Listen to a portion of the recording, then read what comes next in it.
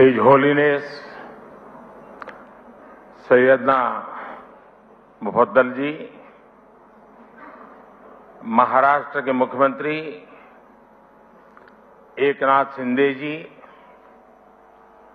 उप मुख्यमंत्री देवेंद्र जी, इस कार्यक्रम में उपस्थित अन्य सभी मान्यवर महानुभाव, आप सभी के बीच आना मेरे लिए परिवार में आने जैसा होता है।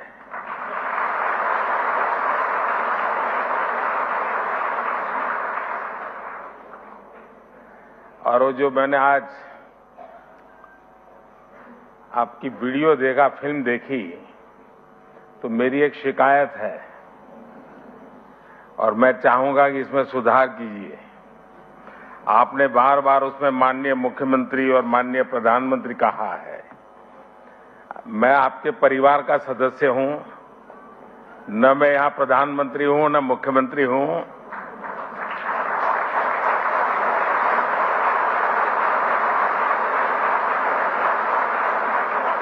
और शायद मुझे जो सौभाग्य मिला है वो बहुत कम लोगों को मिला है। मैं 4 पीढ़ी इस परिवार के साथ जुड़ा हूं, 4 पीढ़ी, और चारों पीढ़ी मेरे घर आई है। ऐसा सौभाग्य बहुत कम लोगों को मिलता है। और इसलिए मैं कहता हूं कि फिल्म में जो बार बार मुख्यमंत्री और प्रधानमंत्री है, मैं तो आपके परिवार का सदस्य हूं और हर बार एक परिवार के सदस्य के रूप में आने का जब भी अवसर मिला है, मेरी खुशियां अनेक गुना बढ़ गई हैं।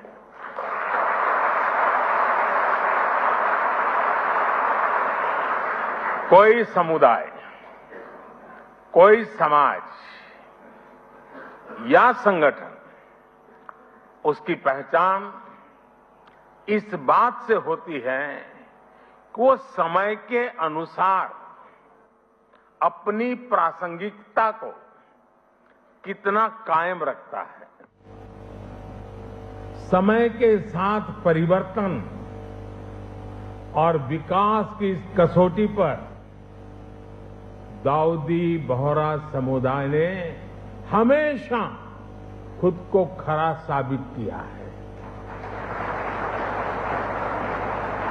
आज अल जमाया तुस सैफिया जैसे शिक्षा के महत्वपूर्ण केंद्र का विस्तार इसका एक जीता जागता उदाहरण है। मैं संस्था से जुड़े हर व्यक्ति को मुंबई शाखा शुरू होने की और 150 साल पुराना सपना पूरा हुआ है, आपने पूरा किया है। मैं आपको बहुत बहुत बधाई देता हूं, बहुत दिल से बधाई देता हूं।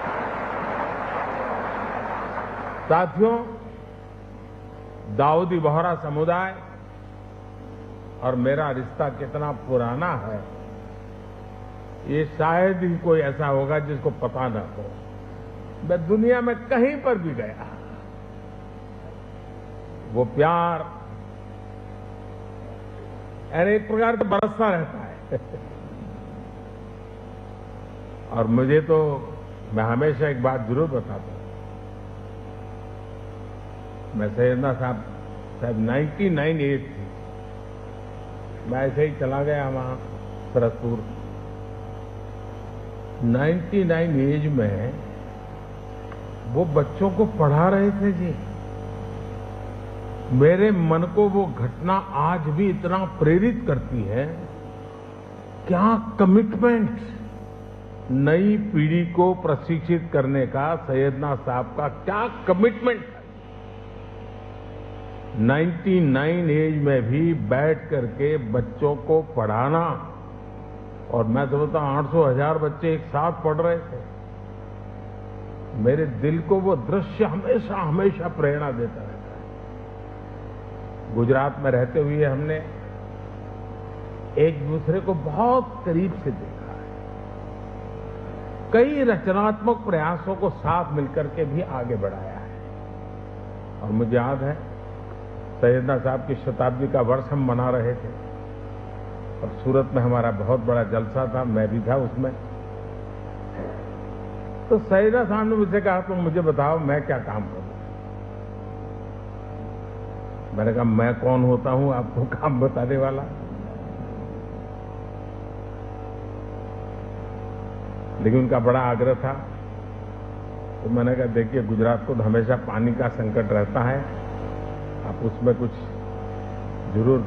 और मैं आज भी कहता हूं उस एक बात को, आज इतने साल हो गए, पानी के रक्षा के काम में आज भी बोहरा समाज के लोग जी जान से लगे हुए, जी जान से लगे हुए। ये मेरा सौभाग्य है। और इसलिए मैं कहता हूं कुपोषण के खिलाफ लड़ाई से लेकर जल संरक्षण के अभियान तक समाज और सरकार कैसे एक दूसरे की ताकत बन सकते हैं, हमने साथ मिलकर के वो किया है और मैं इसका गौरव अनुभव करता हूं। और विशेषकर हिज होलीनेस सैयदना मोहम्मद बुरहानुद्दीन साहब, उनके साथ जब भी मुझे चर्चाएं करने का अवसर मिला, उनकी सक्रियता, उनका सहयोग मेरे लिए भी एक प्रकार से मार्गदर्शक रहा है। मुझे एक बहुत बड़ी ऊर्जा मिलती थी। और जब मैं गुजरात से दिल्ली गया,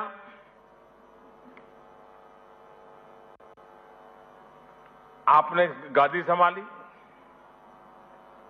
वो प्यार आज भी बना हुआ है, वो सिलसिला चलता रहा। इंदौर के कार्यक्रम में his holiness doctor Syedna Mufaddal Saifuddin साहब और आप सब ने अपना जो स्नेह मुझे दिया था, वो मेरे लिए बहुत अनमोल है। साथियों, मैं देश ही नहीं, जैसा मैंने कहा विदेश में भी कहीं जाता हूं तो मेरे बोहरा भाई बहन रात में अगर 2 बजे भी लैंड किया है तो 2-5 परिवार तो आए ही है एयरपोर्ट पे। मैं उनको कभी कहता हूं इतनी ठंड में आप क्यों कष्ट उठाते? नहीं, बोले आप आए हैं तो बस हम आ गए।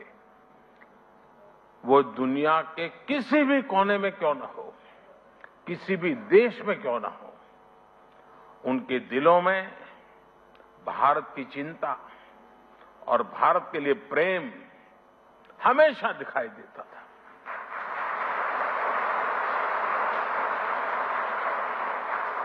आप सभी की ये भावनाएं, आपका ये प्यार मुझे बार बार आप तक खींच लाता है। साथियों, कुछ प्रयास और कुछ सफलताएं ऐसी होती हैं जिनके पीछे कई दशकों के सपने लगे होते हैं। मुझे बात पता है कि मुंबई शाखा के रूप में अल जमिया तुस सैफिया का जो विचार हो रहा है, इसका सपना दशकों पहले ही जो होलीनेस सैयदना अब्दुल कादिर नईमुद्दीन साहब ने देखा था। उस समय देश गुलामी के दौर में था। शिक्षा के क्षेत्र में इतना बड़ा सपना अपने आप में एक बहुत बड़ी बात थी। लेकिन जो सपने सही सोच से देखे जाते हैं, वो पूरे होकर के रहते हैं। आज देश जब अपनी आजादी के अमृतकाल की यात्रा शुरू कर रहा है, तो शिक्षा के क्षेत्र में बोहरा समाज के इस योगदान की अहमियत और भी बढ़ जाती है। और जब आजादी के 75 साल की याद करता हूं तो मैं एक बात का जिक्र जरूर करूंगा, और मेरा तो आप सबसे आग्रह है कि जब भी आप सूरत जाएं या मुंबई आए, एक बार दांडी जरूर हो आइए। दांडी यात्रा महात्मा गांधी जी की आजादी का एक टर्निंग पॉइंट था। लेकिन मेरे लिए सबसे बड़ी बात वो है कि दांडी यात्रा में, दांडी में नमक सत्याग्रह के पहले गांधी जी आपके घर में रुके थे दांडी में।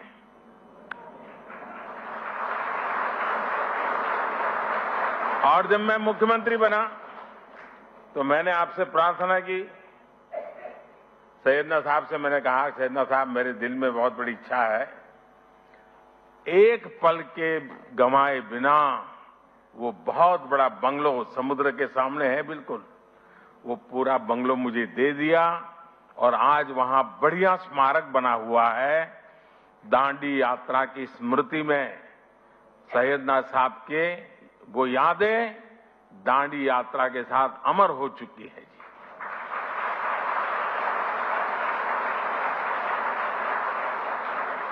आज देश नई राष्ट्रीय शिक्षा नीति जैसे सुधारों के साथ, यहां बहुत सारे पुराने और आज वर्तमान वाइस चांसलर्स बैठे हैं, मेरे सारे साथी रहे हैं, अमृत काल में जिन संकल्पों को हम आगे बढ़ा रहे हैं, महिलाओं को, बेटियों को आधुनिक शिक्षा के नए अवसर मिल रहे हैं।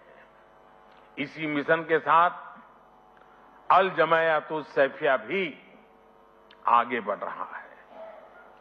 आपका करिकुलम भी आधुनिक शिक्षा के हिसाब से अपग्रेडेड रहता है और आपकी सोच भी पूरी तरह से अपडेटेड रहती है। विशेषकर महिलाओं की शिक्षा को लेकर इस संस्था के योगदान सामाजिक बदलाव को एक नई ऊर्जा दे रहा है। साथियों, शिक्षा के क्षेत्र में भारत कभी नालंदा और तक्षशिला जैसे विश्वविद्यालयों का केंद्र हुआ करता था। पूरी दुनिया से लोग यहां पढ़ने और सीखने आते थे। अगर हमें भारत के वैभव को वापस लाना है तो हमें शिक्षा के उस गौरव को भी वापस लाना होगा। इसलिए आज भारतीय कलेवर में ढली आधुनिक शिक्षा व्यवस्था ये देश की प्राथमिकता है।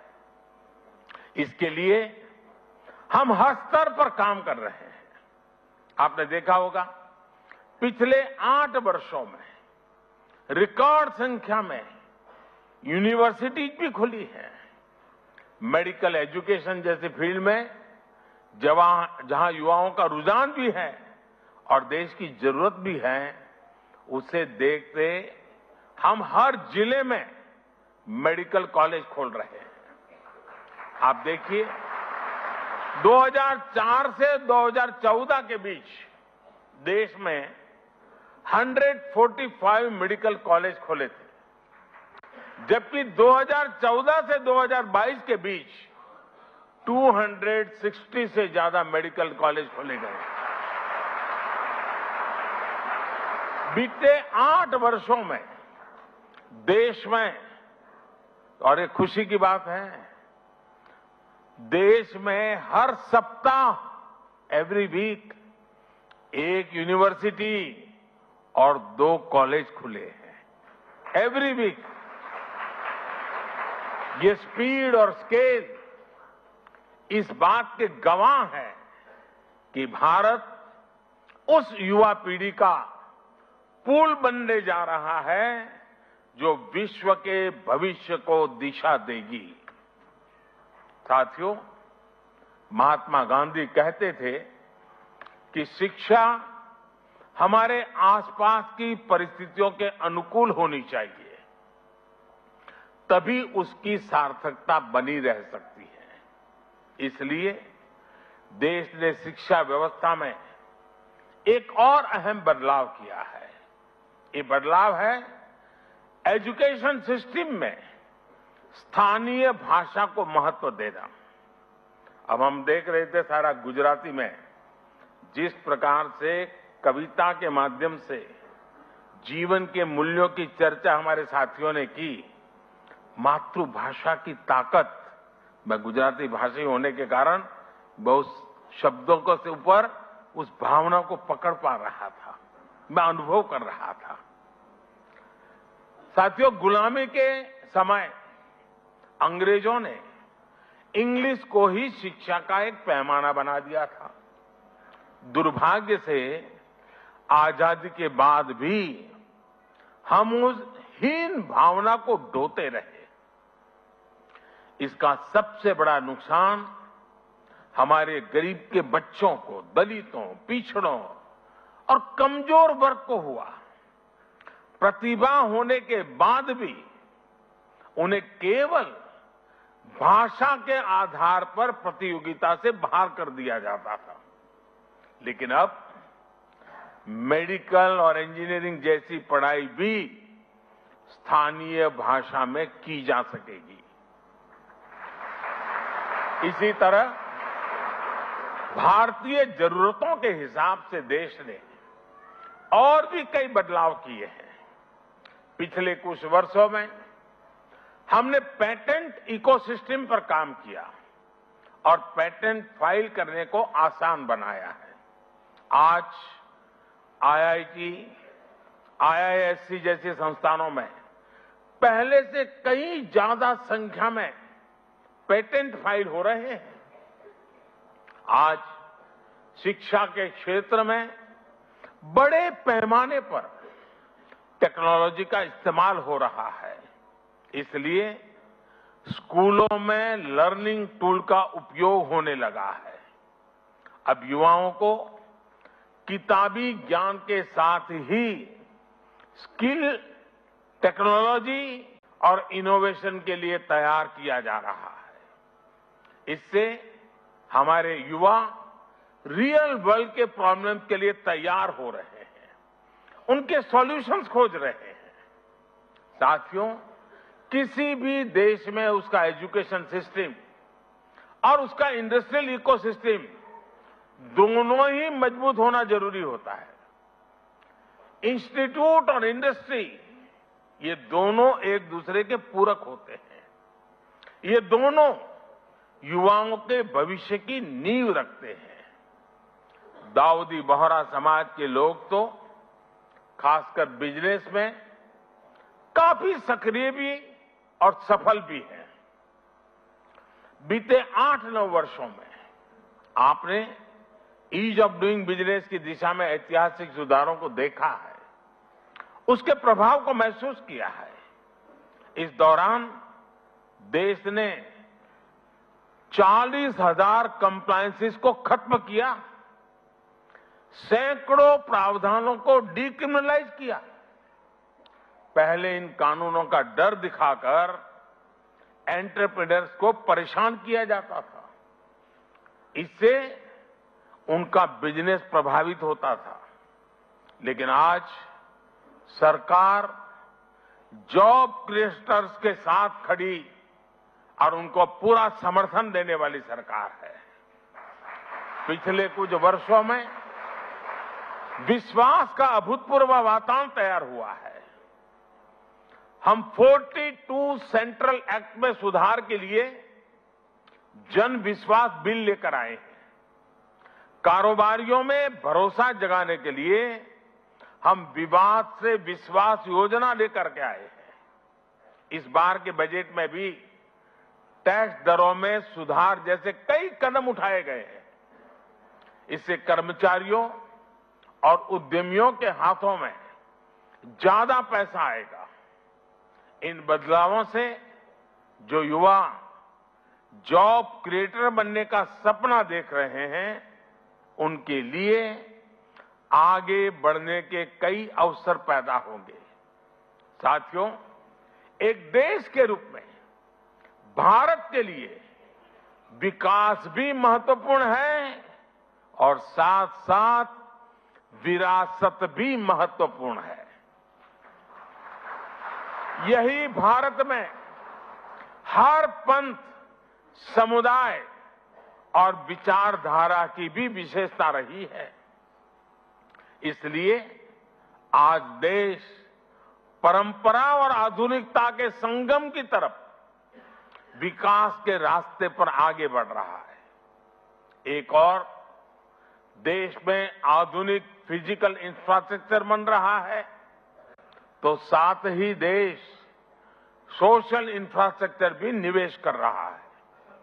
आज हम पर्व त्योहारों की प्राचीन सांझी परंपरा को भी जी रहे हैं और त्योहारों की खरीदारी के दौरान आधुनिक टेक्नोलॉजी से पेमेंट भी कर रहे हैं। आपने देखा होगा इस बार के बजट में नई तकनीकों की मदद से प्राचीन अभिलेखों को डिजिटाइज करने का ऐलान भी किया गया है। और मैं अभी हमारे जो पुरानी सदियों पुराने जो पुराण है हस्तलिखित वो देख रहा था, तो मैंने आग्रह किया कि भारत सरकार की एक बहुत बड़ी योजना है, हमारे सारे ये चीजें डिजिटलाइज हो जानी चाहिए, आने वाली पीढ़ियों को काम आएगी। मैं चाहूंगा इस तरह के प्रयासों को आगे बढ़ाने के लिए सभी समाज, सभी संप्रदाय आगे आए। किसी भी पद्धति से जुड़े अगर कोई प्राचीन टैक्स है तो उन्हें डिजिटाइज किया जाना चाहिए। बीच में मैं मंगोलिया गया था, तो मंगोलिया में हस्तप्रत भगवान बुद्ध के जमाने की कुछ चीजें थी, अब वहां पड़ी थी, तो मैंने कहा कि आप मुझे दे दीजिए, मैं इसको डिजिटलाइज करता हूं, और उस काम को हमने कर दिया। हर परंपरा, हर आस्था एक सामर्थ्य है। युवाओं को भी इस अभियान से जोड़ा जाना चाहिए। दाऊदी बोहरा समाज इसमें बहुत बड़ी भूमिका निभा सकता है। इसी तरह पर्यावरण संरक्षण हो, मिलेट्स का प्रसार हो, आज भारत इन विषयों पर पूरे विश्व में बड़े अभियान को लीड कर रहा है। आप इन अभियानों में भी जन भागीदारी को बढ़ाने के लिए इन्हें लोगों के बीच लेकर जाने का संकल्प ले सकते हैं। इस वर्ष भारत G20 जैसे महत्वपूर्ण वैश्विक मंच की अध्यक्षता भी कर रहा है। बोहरा समाज के जो लोग विदेशों में फैले हैं, वो इस अवसर पर विश्व के सामने सामर्थ्यवान होते भारत के ब्रांड एम्बेसडर का काम कर सकते हैं। मुझे विश्वास है कि आप हमेशा की तरह इन जिम्मेदारियों का उतनी ही खुशी से निर्वहन करेंगे। विकसित भारत के लक्ष्य तक पहुंचने में दाऊदी बोहरा समुदाय अपनी महत्वपूर्ण भूमिका निभाता रहा है, निभाता रहेगा, ये मेरा पूरा विश्वास है। और इसी कामना और इसी विश्वास के साथ आप सभी को मैं फिर से एक बार बहुत बहुत शुभकामनाएं देता हूं। और इस पवित्र अवसर पर आपने मुझे यहां आने का अवसर दिया।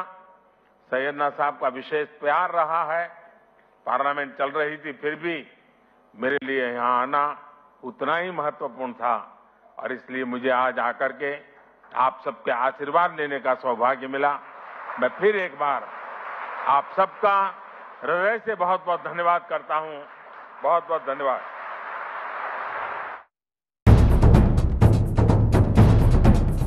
सह्याद्रीची उंची म्हणजे